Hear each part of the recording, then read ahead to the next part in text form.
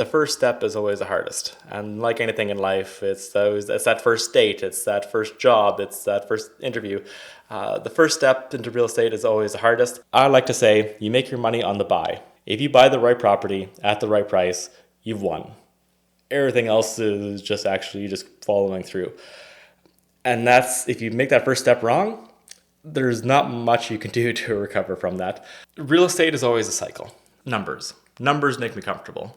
If I'm looking at a property, I need to know the numbers. If I'm using emotion, that's where I say emotion and money don't mix. You got to get the emotion out of it.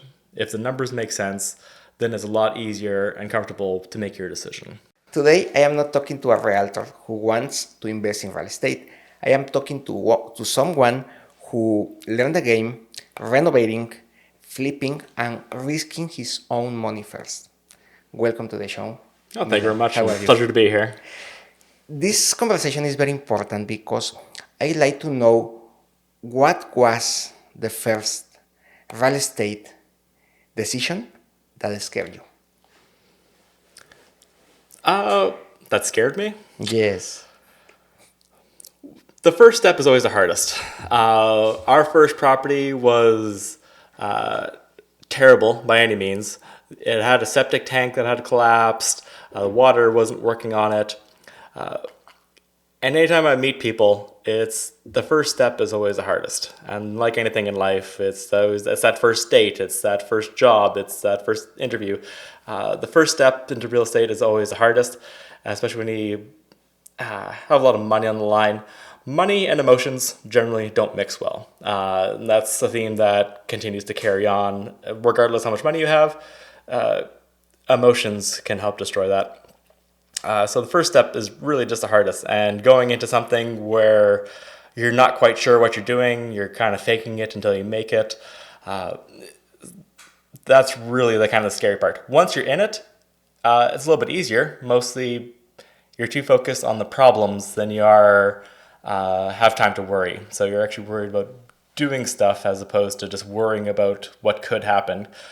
So once you kind of jump off the bridge, there's no kind of turning back. You kind of have to look forward and push forward because out of necessity. But once you're in it and you start learning and you just start doing things, all of a sudden you get a lot more comfortable. Every day just gets better. The first day is the worst, and then everything after that gets a little bit easier. And the more you learn, the more comfortable you get. And I don't have any fear, really, of any sort of real estate. What kind of calms me down now as you get bigger and more successful is numbers. Numbers make me comfortable. If I'm looking at a property, I need to know the numbers. If I'm using emotion, that's where I say emotion and money don't mix. You got to get the emotion out of it. If the numbers make sense, then it's a lot easier and comfortable to make your decision. If you get stuck with an idea, which a lot of people seems to be the crux of their issue, is they want to do financially well, they want to take the next step to do something, and then they get stuck at that step. Either they get stuck with inaction or they get stuck with an idea. So for an example, people get stuck with the idea of like, I want to flip houses because I see people being successful, making money. So they get stuck with the idea of like, I want to make money, I want to flip houses, and flipping houses becomes the idea they get stuck with, and they have a tendency to forget about the making money part. And then it becomes more emotional at that point. They start looking at houses, they get frustrated and not finding the deals, and then they overbid on a property to flip because they got stuck with the idea of like flipping equals making money. But I like to say you make your money on the buy. If you buy the right property at the right price, you've won. Everything else is just following through. And that's, if you make that first step wrong, there's not much you can do to recover from that, unless the market happen to buy right before COVID and all of a sudden the real estate market goes crazy. Then a lot of those sins can be forgiven in a market that just everything went up. As Warren Buffett likes to say, when the tide goes out, you can see who's swimming naked. As we've normalized in the market, we could see the corrections happening. Nova Scotia has been relatively unscathed, relatively, I should say, compared to Ontario, which is the Greater Toronto area is really feeling it. Same thing to a lesser extent in Vancouver and Calgary, where they had a lot of development, especially in condos, and huge losses. But even places that just you overbid in beautiful areas, they just lost money just because the market just corrected itself. Interest rates at zero and high demand with low supply lasts for very short periods of time. And every market, doesn't matter if it's real estate, every time there's a shortage, it always equals and ends with a glut.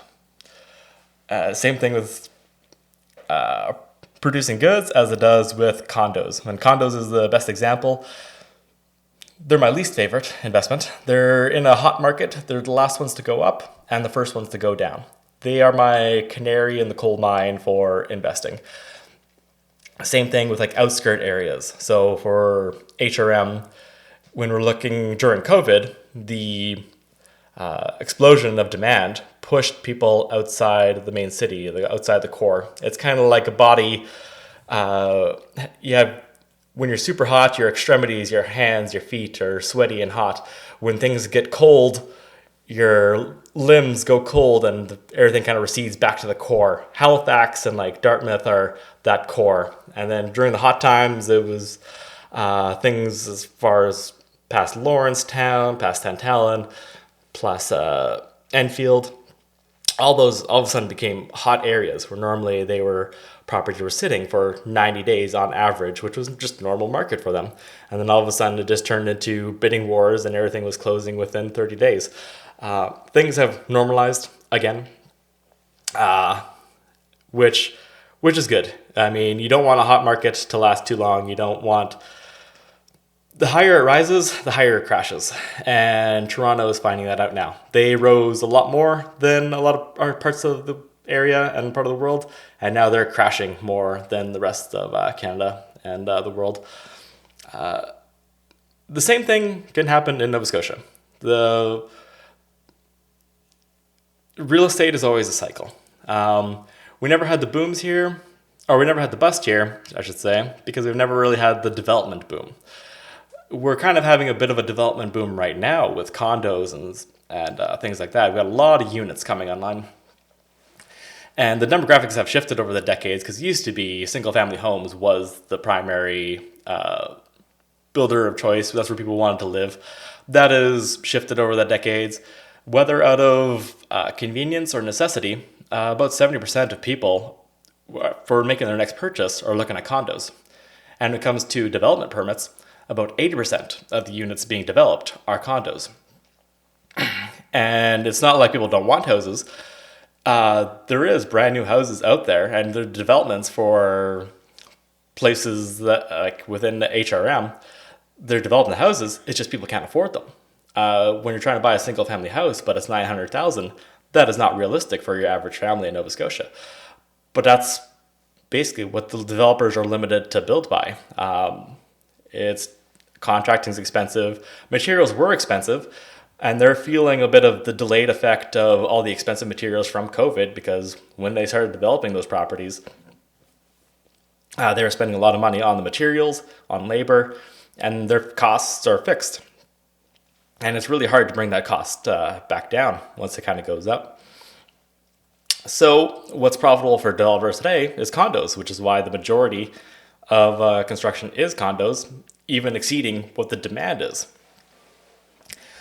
So to me, you want to go where the puck is going, not where it is.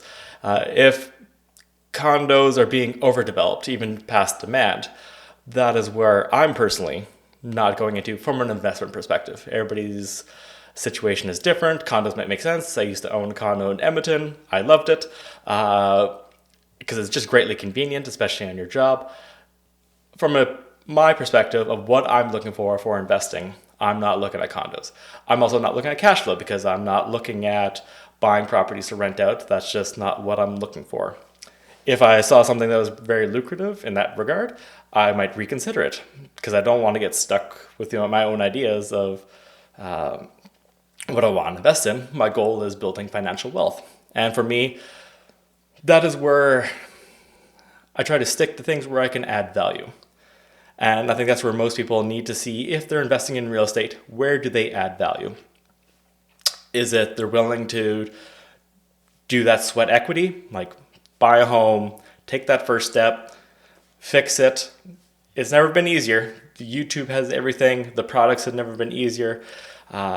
People might snark at like shark bites for plumbing and stuff like that. But if you don't know how to solder copper, go ahead. Just like use shark bites, go ahead. Just take that first step and actually just do something. So where I add value in a project is acting as a general contractor for my own projects. I don't do anybody else's, I just do myself. So what that involves in is I'll do work that I'm qualified to do. And then for work that I'm not qualified for, I will subcontract that out, or work that I'm just terrible at. For example, I'm terrible at tile. I keep trying. It's just not my thing. If I have to, I'll end up ripping it out because it's just not worth it. It's not a sellable project. But I'll stick with things where I can add value of fixing things, putting in vanities, kitchens, basic plumbing, basic electrical that I'm qualified to do. That is allowed. Fixing roofs, stuff like that. If you're willing to do the work, you can fix houses relatively cheaply down to the material cost. But you need to find out where you can add value. If you want to just buy a house, hire everything out, and expect to make a lot of money, you are going to be hard pressed. I'm not saying it's impossible. Maybe if you know the contractors and you can get a good discount and you have a bunch of buddies that can actually bring your costs down, that is an advantage that you have. And that's what you need to lean into what gives you an advantage over the rest of the market. If you just want to hire everything out and expect to make money, that worked generally for a brief time during COVID, where you can actually buy a cheap house, pay contractors without paying full price, and sell it and turn around and make money. That is an anomaly in the market, and that never lasts very long, and it didn't last this time either. The old rules still apply.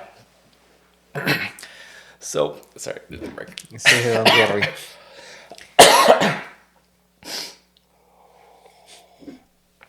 Lose my voice.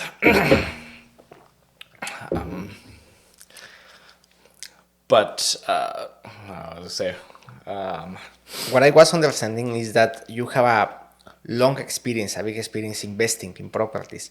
So something that I like about you is that you are a realtor, you are helping people to buy a house, but you have the background in construction, not only in real estate, in construction, in investing, in renovating and flipping.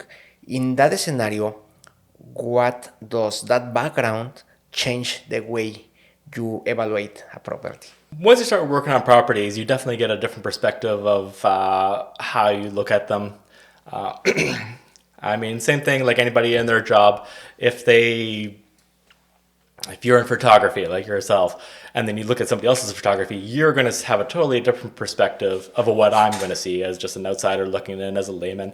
So when I look at properties, usually I can tear them apart pretty quickly of what's actually wrong with it, and what kind of issues that can arise from there. Where most people, when people go house shopping, it's usually a very quick event. They're there for less than an hour, and there's just so much to see from a big picture that it's hard to start looking at like the small little issues that might arise there. Most people are focused on, that's a nice kitchen, that's a nice bathroom, there's not enough storage in the living room or something like that. Usually they're focused on other bigger, broader pictures. They're not there long enough to actually see the small things. And that's where I think I add value. And that's pretty much what my job is if I'm not adding value as a realtor, then I'm taking value. And that's not my goal. The goal is to help people the best I can with the knowledge that I have. And having that background of actually fixing properties, I think I add a lot of value for both like investors that actually want to get into it, because I've been there, done that, and kind of know what they're kind of looking for. And same thing with first-time home buyers, which for them, it's the most overwhelming thing. There's usually a lot of emotion involved. They're focused on the big things, and they're more reliant on you as a realtor and the professionals that they hire to make sure that they don't get screwed. And from a long-term perspective, I mean, long-term clients, their success is my success, because if I treated them right, I saved them from something. The best thing I could tell a person is no. It's very easy for me to pass the buck, say yes, collect my commission, and go on my merry way. The best thing I could do is save the people and tell them no. I'm sure a lot of people in Ontario, Vancouver, and Calgary wished that their realtor told them no, that this might be the peak, that they should have not bothered, that they should have gone something else. And for people that don't know, a realtor, when you're a client, owes you a fiduciary duty. They have to work in your best interest, which is quite anomalous from most salespeople, which is, I think, is a very good thing. I think anybody who went to a used car dealership, car dealership, and there was a mechanic who turned into a salesman, and that salesman had to work in your best interest, and he would tell you that that car is no good, you shouldn't buy it. That would be quite refreshing, and people would really like that, to save that from buying that crappy car.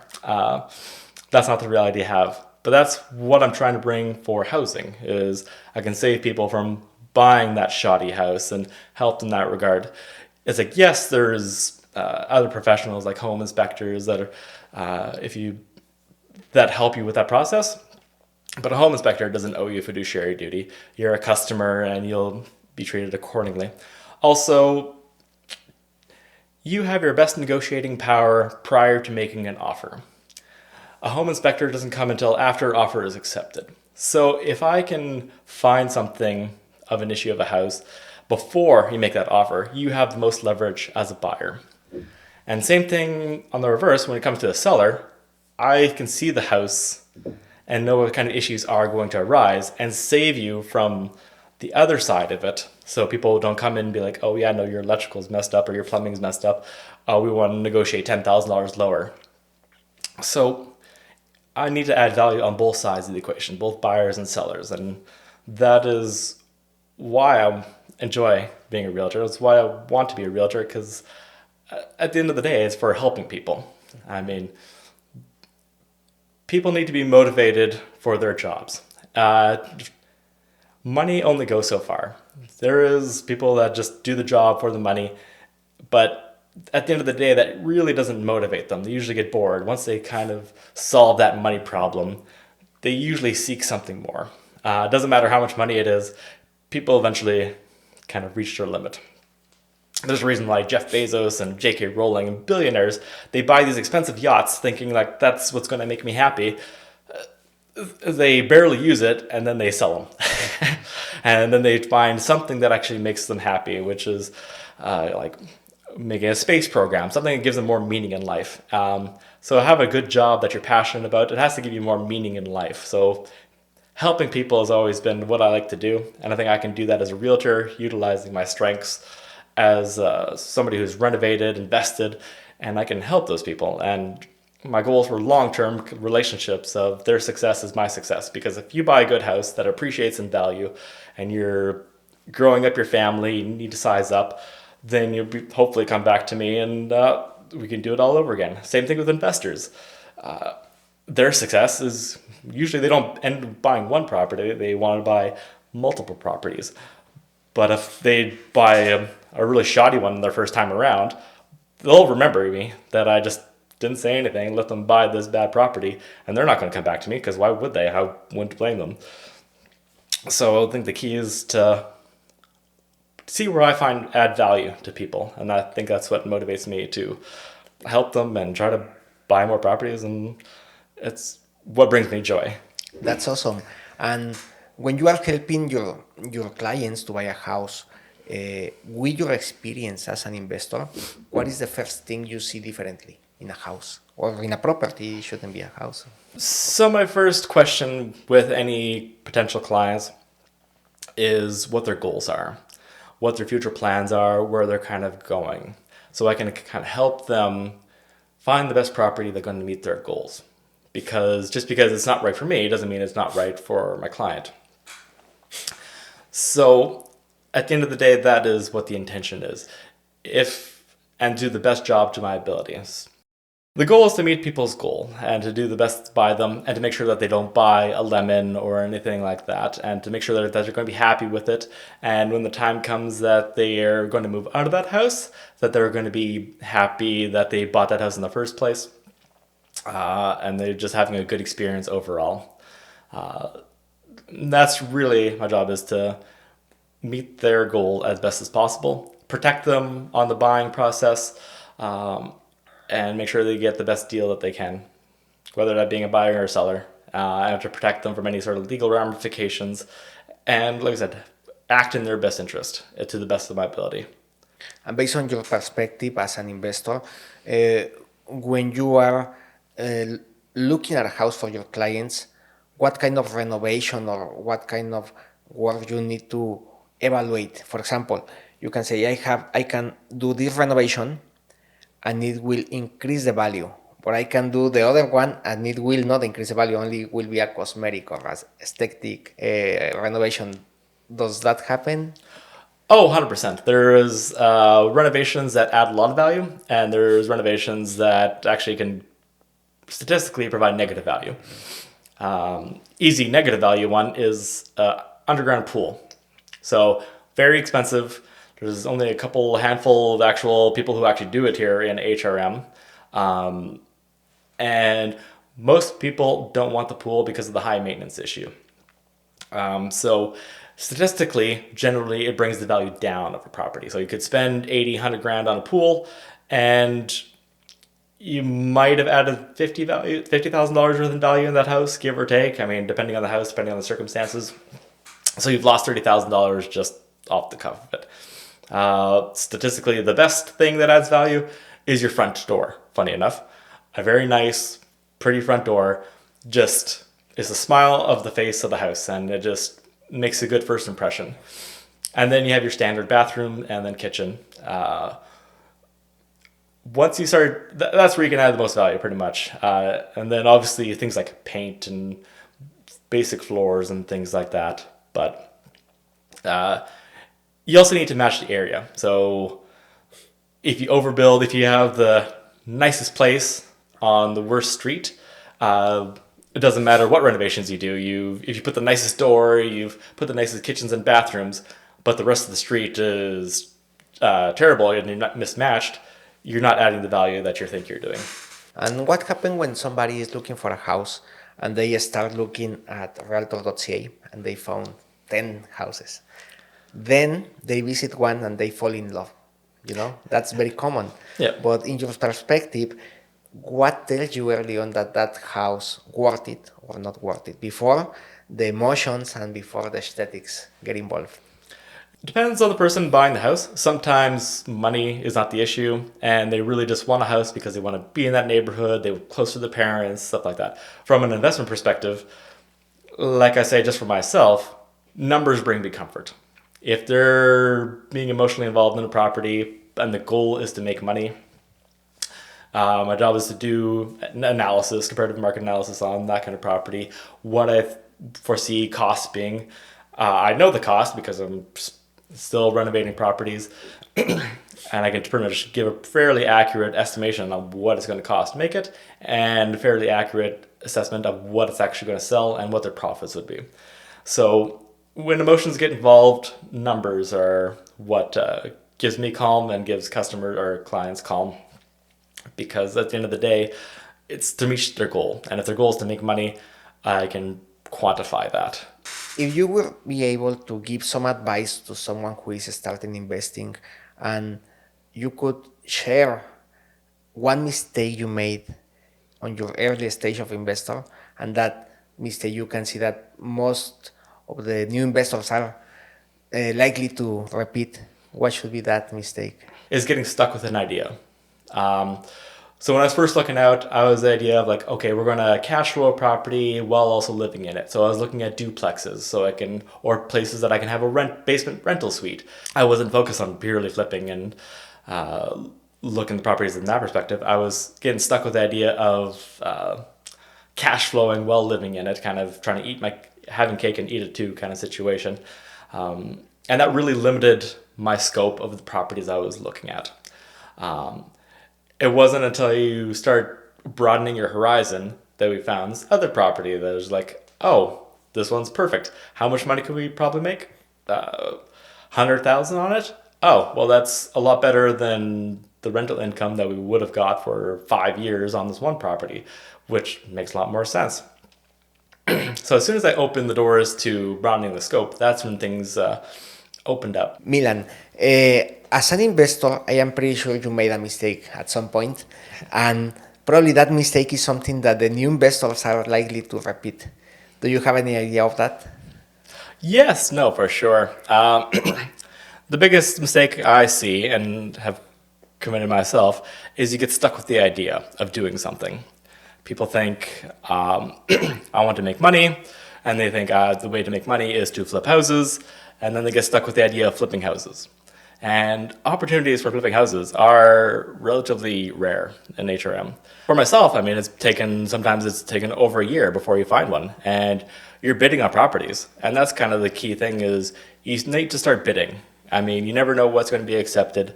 For me, it's usually a ratio of about you'd be bidding 10 times before you actually get an accepted offer. Because you don't know what the other person's side's doing. You don't know how many bids are out there. Usually going in pretty blind. But you have to be disciplined and stick with your numbers to know where you can make money. So when I'm looking at a property, I'm looking at making $100,000 off of a typical home. If I can't make that, I'm not going to be bidding higher just because I want to flip a house. I've seen that. You can see on Viewpoint and on Realtor what people paid for properties. And I've seen those properties. I've bid on those properties. I have a very good idea of how much it's going to cost and what's going to go into it, how much it needs into it, and what their profit margin is going to look like. They'll come back on the market at a price that is just not realistic, but it's what they wanted to sell for to actually make the amount of money that they expected to make. And the issue was they got stuck with the idea of flipping, and they lost patience of trying to find the right property for the right price. But that takes time. And if you're willing to take low margins, if you're willing to try to spend $300,000 to make $20,000, and if one thing goes wrong, you go from making $20,000 to losing $20,000. You can do that really easily. For example, just like a basic septic system in HRM now is $40,000. If your septic system is messed up and you're selling a property and you expect it to make $20,000, new septic system costs you $40,000. You just lost $20,000. And I feel for those people because they put a lot of effort, work, and heart and sweat, and they bet their money, and to lose it is very disheartening. And that's where I want to prevent those people from making those mistakes. And as a realtor and investor, I help people and help investors do and avoid those mistakes. So a franchise that I like is McDonald's. If you sign up for a franchise with McDonald's, they're going to put you to school for 6 months. And in that school, you're going to learn every position. You're going to be the cashier, burger flipper, garbage man, stalker, everything. You're going to learn every role. And that's not just because they're just doing it for kicks. As a owner, you know the job that everybody else is doing. Same thing for if you're investing in a property. You should know how long it's going to take you to redo an outlet or put a P-trap on a vanity and stuff like that. So you have an idea when some contractor comes to you and they give you a ridiculous price that you know it's a ridiculous price. If you don't and you're just reliant on somebody on their good faith, you kind of need to know what you're actually paying for and what you're actually doing on a house. Doesn't mean you have to do it every time. You can always have your plumber, electrician, and all that kind of stuff doing it. But you should know those costs and know what the work is, so you know how to actually be a good manager of your actual investment properties. If you don't have that perspective, you are going to be very vulnerable. And I think that's a key mistake that kind of people make, and they overestimate their own ability to do certain things or just know certain things. And how can you help your clients in that perspective? Because I am in that situation. If you tell me something, I will believe you. So most of the clients and most of people will believe what they say and what they hear. So what is the difference if they work with you? How you can help them in that perspective? Oh, one-on-one for like they can call me, text me anytime. It'd be like, oh, I got this quote for changing an electrical box. It's 20 grand. Does that seem fair? I mean, no, not at all. Here's my electrical guy. I know it'll be cheaper. Like it shouldn't cost more than X amount of dollars depending on your situation. Just hands-on, back and forth. I mean, I'm always available. My number's always available. I respond whenever anybody needs. Working on houses, I mean, sometimes they're 9, 10 o'clock at night working on it. And if I get a text to be like, okay, yeah, how much would it cost for this? I'm more than happy to respond. I always love helping people. Always want to help people as best I can. And that means saving them from shady contractors. That's the best thing I can do. And I know a lot of them, and I hire a lot of contractors. So anybody who needs a contact, I'm always happy to answer a phone for looking to find somebody to do a certain amount of work. So that's where I think it adds value for the clients, is actually just one-on-one, finding people, going down to the numbers. And when somebody is looking for a house and they want to make an offer, after that moment they have to bring their inspector. But in that moment, it can cost more, right? Because you are in a process of sale. Yeah. Is there any chance that you can help them to prevent mistakes before making or putting an offer for a house? Absolutely. So when I look at houses, usually I'm pretty good at picking them apart. When you're buying a house, you have the best negotiating power before you make an offer. After you make an offer that's accepted, then you're spending money on buying and on house inspectors, other stuff. So you could be in there for a few $1,000s, and all of a sudden it becomes much more, not just emotionally tied, because now you're mentally already moving into that property. You have an accepted offer. Mentally, you're already booking the U-Haul. You're already kind of looking at school districts, all that kind of stuff. And then you're financially tied because now you're spending all this money on inspections and all these other tests. And then all of a sudden you find this issue that could have been glaringly obvious if it wasn't that I could have seen and be like, oh yeah, no, that's high-tech plumbing. Or that's an electrical issue that should be addressed, or that's violating code, or that's a fire hazard. And if I can see something ahead of time, before you put that initial point, you not only save that emotional kind of pain, but financially you're ahead of the game. Because once you have an accepted offer, then you lose that negotiating power, because they also know that you're emotionally and financially tied in. And instead of negotiating $10,000 off before the initial offer, now they might be like, they know they have the upper hand, and you might only get a few $1,000s to fix the issue, and now you're more vulnerable. So that is where having that knowledge, I can protect and advise clients to make the best choice at that time before they negotiate it or before they submit an offer. And this is a random question for me because I am trying to understand the real estate market in Nova Scotia and in Canada. And now we are seeing that the demand of the houses in Halifax, especially in Halifax, is decreasing just a little bit according to the last states. Yeah. And what do you think about that? Is it a good moment to buy a house? Is it difficult? Is it a moment to wait? What is happening? Halifax has been a relatively safe market in terms of compared to the rest of the country, like compared to like Toronto, which is feeling a lot of pain. Halifax never really had the development boom, which is driving a lot of prices. I mean, old rules still apply. I mean, supply and demand. If there is demand has not gone anywhere and supply has not gone anywhere, well, we're in equilibrium. GTA and Calgary and Vancouver are finding out when you build a lot of condos and then you decrease your population. Halifax is having a more of a delayed effect. They never had the developer base to handle COVID. Over 70% of people are looking for the next buying as a condo or apartment style condo. Now that might be out of desire for convenience, or that might be out of necessity of they simply can't afford a house. From an affordability standpoint, we can see new builds in certain areas of houses are just too high for the average Nova Scotian. I mean, if the average Nova Scotian is making 50,000 and a couple's making 100,000, they can't afford a $900,000 house. It's just not in their wheelhouse. So you're dealing with a relatively small percentage that can actually buy a new house. So everybody's getting pushed into condos.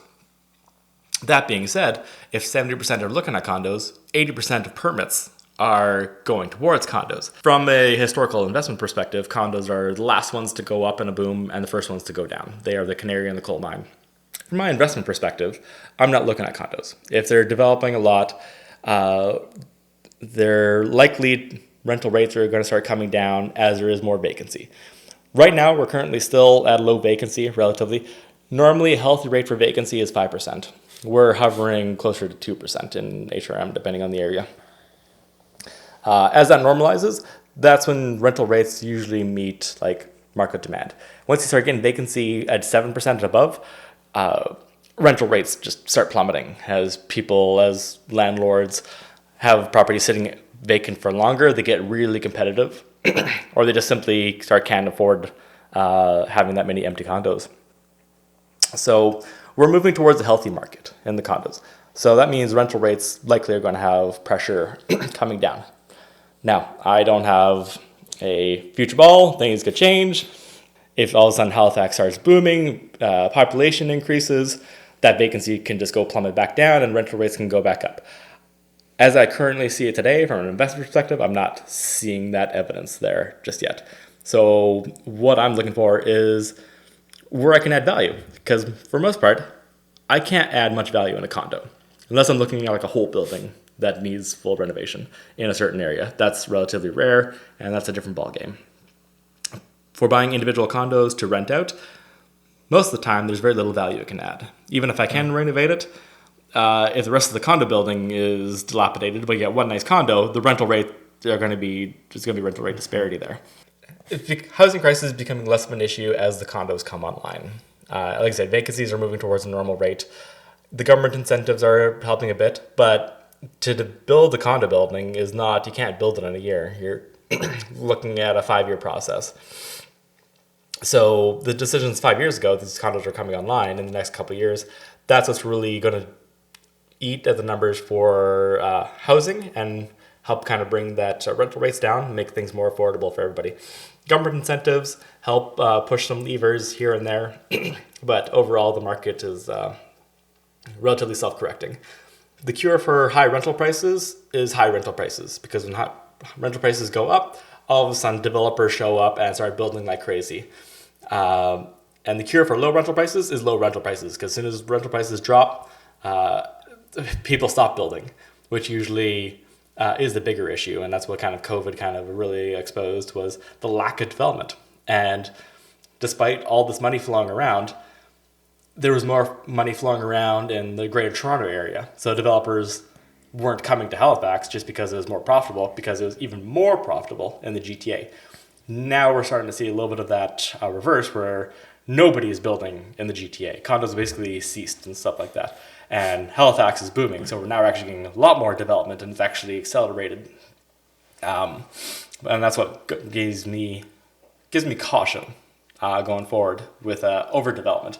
You can see what happens. I mean, there's cases where people have lost $500,000 on a property. It's gone from $1.5 to $1 million because they bought during the peak. It's in the wrong area. Nothing wrong with the house. Beautiful house, oceanfront, stuff like that. It's just wrong time, wrong area, and just emotions got involved. Yes. And emotions and money don't mix. I think that's the most important and the most dangerous factor to consider in the equation, because a house is an investment, and if you get your emotions, or you let your emotion take the decision, you will lose a lot of money. So I think that is the main reason that somebody needs to talk to a realtor, to a professional, in order to explore their opportunities and find the best strategy for them. Is it correct? Oh, 100%. I mean, realtors know more of the negative stories. Most time you hear successes in the spotlight and failures are in the shadows. So you see all the people making all this money during the boom times, especially on real estate. You don't hear too much about the people losing $500,000 here, a couple $100,000 here, even from people that personally happen to. It's embarrassing to like lose money and stuff like that. Certain regions in like the GTA are people losing huge amounts of money is now basically the ordinary. They're from the COVID kind of peaks. They're really suffering. Halifax hasn't had a serious correction, and that has a tendency to make people a little foolish. It's like if nothing bad's ever happened to you in your life, it's just like living in a bubble. It's just imagine your baby or your kid and you've never scraped your knee. Just like I can ride a bike I can go down this mountain and nothing bad will ever happen to me. It makes people a little bit overly self-confident and that bad things can never happen. I'm not originally from here. I've come from like Edmonton. I've seen other markets and stuff like that. I've seen the corrections. I've seen the oil boom and bust. You can just learn the lessons from what's happening in real time in Vancouver and GTA and Calgary. Those are lessons to be learned and not forgotten. And for realtor, for investing clients, that is my goal, is to protect people from those situations as best I can from the knowledge that I have. That's my goal, is to add value. And if I'm not adding value, I'm taking value. So my goal is to help people in that regard. Make them, their success is my success in my mind. Thank you so much, Milan. What is the best place that people can have to reach you out? Email me, milangonda@kw.com. My phone number, you can call, text, 902-980-0070. I'll answer any questions. Last thing I can say is the most expensive thing that I've ever seen is being shy. So don't be shy. Reach out if you have any questions. I'm more than happy to answer anything. Every opportunity opens up when you just make that first step, and that first step is always the hardest. So thank you very much for having me. It's been a pleasure.